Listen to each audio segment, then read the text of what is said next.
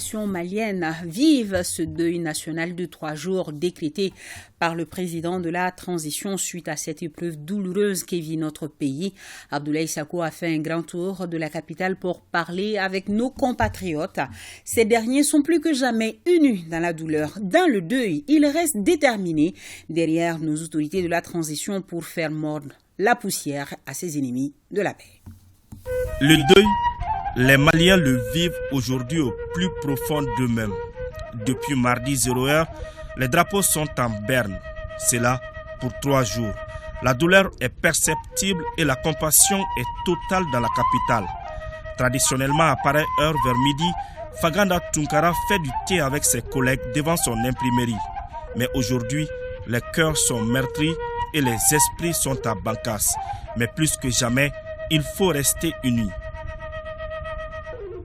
Aller attaquer des personnes civiles comme ça, mais vraiment c'est de la lâcheté. Je suis vraiment triste et ému. On soit unis sur un même objectif. Moi je pense que c'est la seule solution pour qu'on puisse aller de l'avant. Et c'est ce qui fait qu'on va gagner aussi. Non loin de là, le jeune Abdoulaye Touré, concentré sur son smartphone, regarde les images du drame qui circulent sur les réseaux sociaux. Mais à un moment, il n'en peut plus. Il craque. Pourtant, pour M. Touré, c'est le moment d'être davantage soudé pour ne pas donner raison à l'ennemi. J'appelle tous les Maliens à ne pas céder, à ne jamais céder. L'heure est grave, certes, mais c'est le moment le plus important de notre vie aujourd'hui. On doit se serrer les coudes, dire que rien n'est perdu. C'est vrai, les gens ont été assassinés lâchement par des individus mal intentionnés.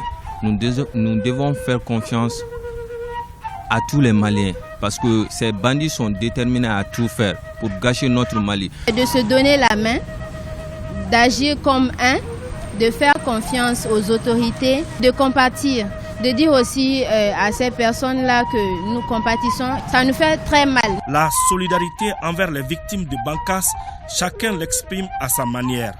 Sur les réseaux sociaux, le deuil est visible sur les profils, dans les posts et même sur les statuts WhatsApp.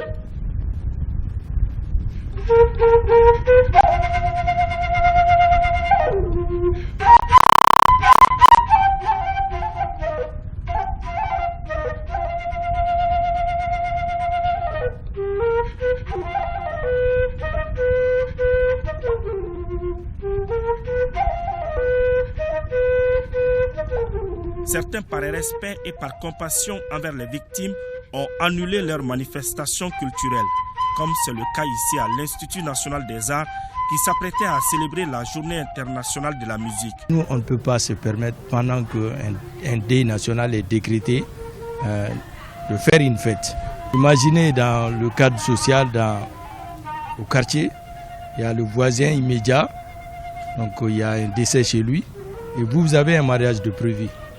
On n'annule pas le mariage, mais ce qui est sûr, on met fin aux festivités liées au mariage. Tout ce qui est tapage, tout ce qui fait bruit, donc on est obligé de mettre fin à ça. Donc c'est un peu ça, c'est une façon de compatir, en tout cas, à ce qui se passe. À Bamako et partout à travers le pays, l'union sacrée face à l'ennemi est le mot d'ordre après ces événements douloureux. À y voir de près, on pourra même dire que la nature compatit à notre douleur. Comme si le ciel voulait adoucir nos cœurs, une grande partie du pays est arrosée par la pluie depuis hier soir.